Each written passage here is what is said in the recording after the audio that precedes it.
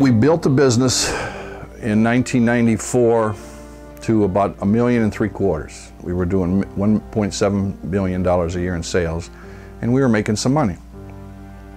And every time we made money, the taxes on the money, 35%, took up almost all the money. And what you need to understand in a small business is when you show a profit of $100,000, that doesn't mean you got $100,000. That money all goes right back into the business to buy equipment and to buy more material and to get more space and to hire more people. And so when you have to pay $40,000, $50,000 in income tax, a lot of times I had to borrow it in order to pay it, because we don't have that kind of capital or that kind of cash in the bank, you know, to pay that tax. In '94 was the best year we had. We had $1.75 million in sales, and we made $200,000 profit, of which we had to pay $80,000 in income tax to the federal government and $26,000 to the state. And we didn't have that, so I remember that year I had to borrow $50,000 to pay the taxes. And you know, it just set you back. You got more debt now, and you got to pay the debt. And we were making money, and so we decided in '95 that in order to avoid the huge income tax, just a check written to the federal government, we would start giving that to the employees. So we raised everybody's pay. We started a health care plan. We started a 401k, and we started a lot of benefits for the employees so that would eat up some of that profit. You know, I was making a good salary, and I was really counting on growing the business. That would be my retirement, just the growth in the business and the size of the assets.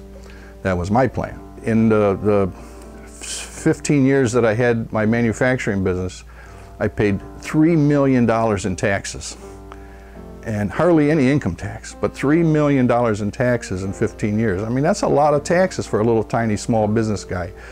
And they'd kind of sneak up on you over the years because I had such a long run. They start out at 0.5%, then they go up to 0.75%, then 1%, then 1.25%, then 1.5%, and they just keep raising them, and little by little by little, and one day you wake up and you can't afford them anymore. 22 cents out of every dollar that came in had to be paid to the government before the dollar came in. So I'm talking about property tax and cat tax and inventory tax, and then you got to pay sales tax on your sales, and then if you should find some way to make a profit, they want 35% of that, you know, of that profit.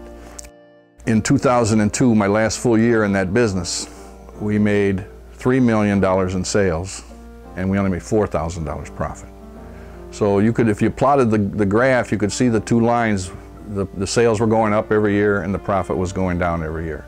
I could see that another 2 or 3 years the business wouldn't be profitable, and it wouldn't be hard. It would be much harder to sell it. So I sold it. I sold it for $1.4 million. I had a lot of debt for the building and so forth, mortgages, and I paid off all the debt, and I ended up with $420,000 of cash. I thought, well, that's probably going to have to be enough to retire on. So I put the money in the bank and I talked to my accountant, and then that's when I found out what capital gains taxes were. So on top of the other 19 taxes that we had to pay every year, after 17 years of working in my business to try to make it successful so I could retire, I now had to pay of my $420,000 in net proceeds after 17 years. I had to pay $147,000 in capital gains tax to the federal government and $26,000 in capital gains to the state. That left me with about $200,000, and it just wasn't enough to retire on. Right now today I have a stack on my desk of this thick of taxes I got to fill out for the end of the business. They just keep piling them on, piling them on, piling them on, and you can't make a living anymore in a small business. So you're going to see over the next 5 years, if something doesn't change dramatically, that small businesses are going to be dropping like flies all over the place. You just cannot pay these taxes. They want to control every aspect of your business, tell you how to do it, what to do, why to do it, when to do it. What do you need me for? Why don't you just run it? You know, that's the way I feel most of the time. Why don't you just come in here and do this?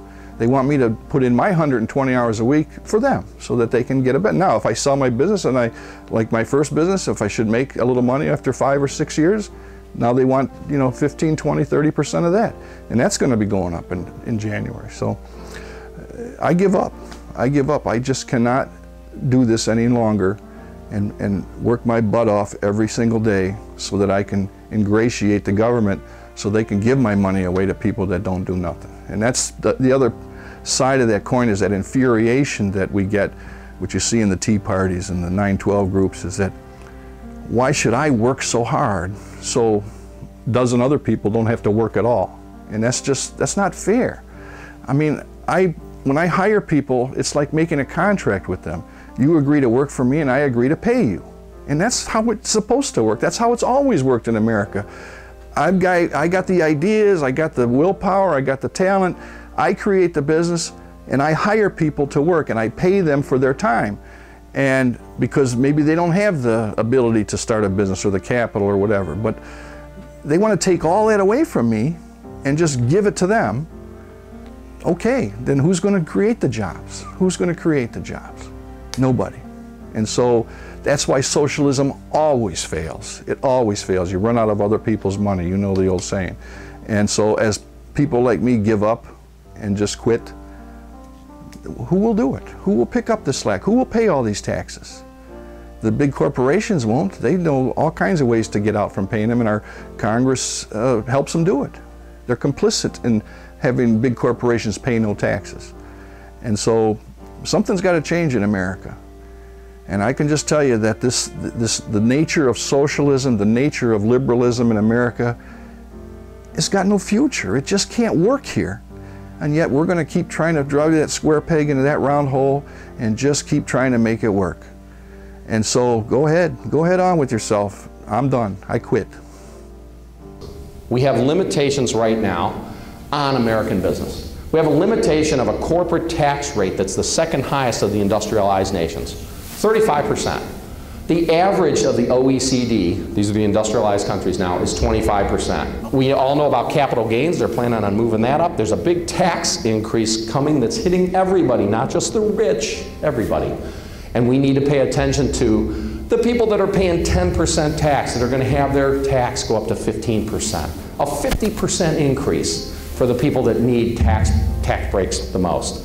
This is what we're talking about right now in Congress. This is what we're talking about in Washington. And you don't hear these things in the media. We hear that it's a Bush tax cut that we want to repeal because the rich are getting an advantage. There's something on the order of, I don't know exactly the number, maybe you know, Tom, 21 different taxes that are going to be reinstated. Child care credit's going to be gone. We're going to see taxes on the marriage. The marriage deduction's going to go away. There are the death tax.